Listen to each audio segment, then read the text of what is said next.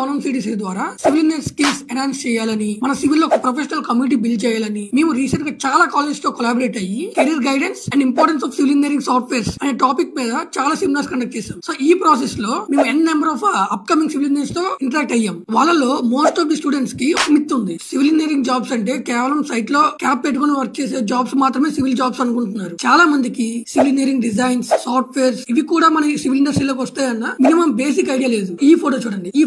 So ఇందులో work చేసింది మన సివిల్ ఇంజనీర్స్. ఇది ఒకప్పుడు 1970s టైమ్ లో ట్రెడిషనల్ మెథడ్స్ యూజ్ చేసి డిజైన్స్ చేసేవాళ్ళు. ఇప్పుడు మీరు చెప్పండి, సో మనం ఇప్పుడు world tallest buildings like Burj Khalifa and upcoming world tallest building like Jeddah tower, ఇంకా డిఫరెంట్ స్కై స్క్రాపర్స్ మనం బిల్డ్ చేస్తున్నాం. ఇప్పుడు ఈ ట్రెడిషనల్ మెథడ్స్ యూజ్ చేసి స్కై స్క్రాపర్స్ అనేవి మనం బిల్డ్ చేయగలమా, డిజైన్స్ చేయగలమా? So obviously no. సో వాటి solution civil engineering softwares like AutoCAD, Revit, SketchUp, ETABS statics, ETABS dynamics, so ఇలా ఎన్ number of different softwares use చేసి వాటి అప్లికేషన్స్ తో మనం వర్క్ చేస్తున్నాం. సో ఈ సాఫ్ట్వేర్ గురించి మీకు కంప్లీట్ ఇన్ఫర్మేషన్ తెలియాలనుకుంటే ఇప్పుడే మన భవనం సిరీస్ యాప్ డౌన్లోడ్ చేసుకోండి అండ్ చెక్ చేయండి.